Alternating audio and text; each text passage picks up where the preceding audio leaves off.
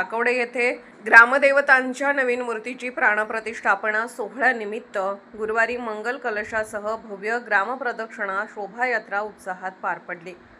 या पवित्र सोहळ्याप्रसंगी गावातील अनेक माहेरवाशिणींसह महिला भगिनींनी त्यांच्या उपस्थितीत गारवा व कलश पूजन विधी संपन्न झाला। गावातील अनेक महिलांनी यामध्ये आपला उत्स्फूर्त सहभाग नोंदवला।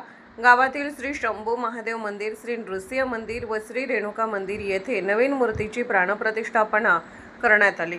गावातील प्रमुख मार्गावरून ही शोभायात्रा निघाली। शोभायात्रेचे अनेक ठिकाणी उत्स्फूर्त स्वागत करण्यात आले। मुस्लिम समाजाकडून सामाजिक बांधिलकी जपत शाहू चौकामध्ये कोल्ड्रिंकचे वाटप करण्यात आले। सर्वच जाती धर्माच्या लोकांनी या सोहळ्यामध्ये उत्स्फूर्तपणे भाग घेतला। त्यामुळे गावामध्ये सध्या भक्तिमय वातावरण पाहावयास मिळत आहे। पत्रकार शहेनशाह नदाब, सतर्क लाईव्ह न्यूज करिता टाकवडे।